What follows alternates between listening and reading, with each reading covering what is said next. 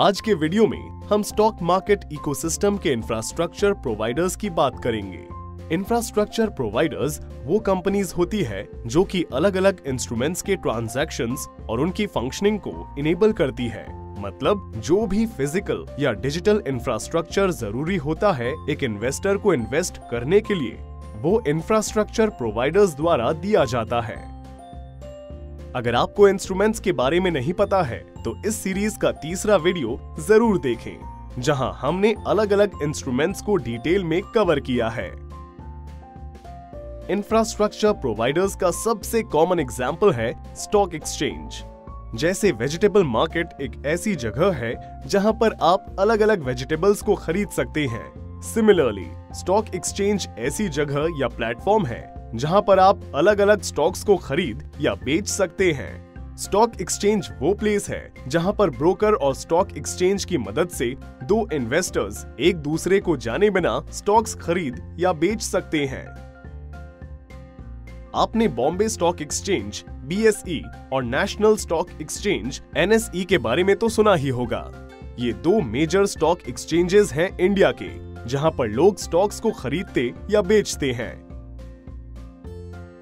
BSE Asia का first stock exchange है और यहाँ पर 5000 से भी ज्यादा कंपनीज लिस्टेड है।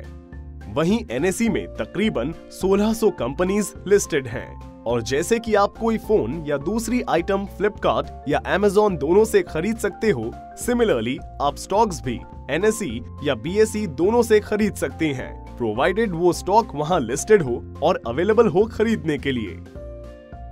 दूसरे इंफ्रास्ट्रक्चर प्रोवाइडर्स होते हैं डिपॉजिटरीज। डिपॉजिटरीज वो कंपनीज होती हैं जो आपके खरीदे हुए स्टॉक्स को इलेक्ट्रॉनिक फॉर्म में स्टोर करके रखती है।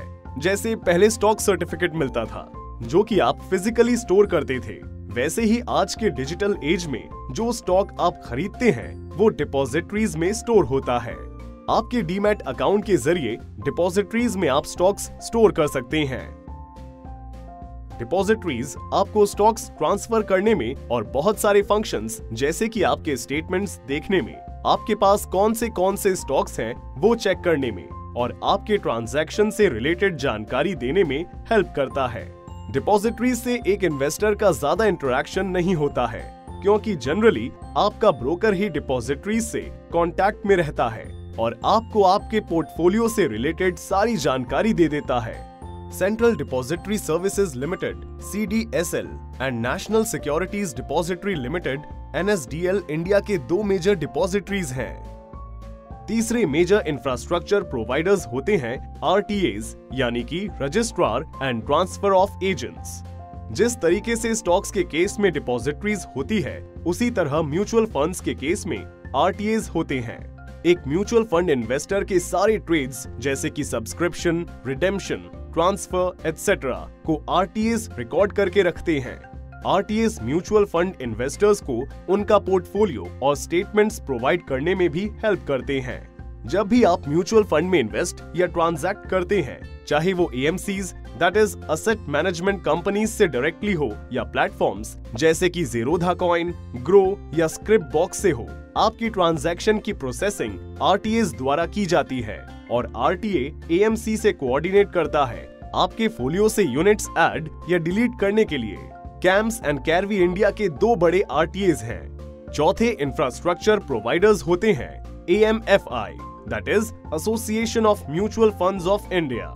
ये इंडिया के 44 एक्टिव AMCs का एसोसिएशन है जो म्यूचुअल फंड्स के डेवलपमेंट और उनके प्रमोशन में हेल्प करता है।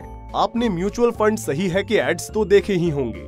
ये एड्स और प्रमोशन कैंपेन भी AMFI ने ही स्पॉन्सर और लॉन्च किए हैं। सो ये हुए मेजर इंफ्रास्ट्रक्चर प्रोवाइडर्स की बात। नेक्स्ट वीडियो में हम आपको SEBI that is securities and exchange board of India और इंटरमीडिएरीज के बारे में बताएंगे, जो कि वो लोग या कंपनीज होते हैं जो स्टॉक मार्केट इकोसिस्टम में जरूरी टास्क्स और फंक्शंस परफॉर्म करते हैं।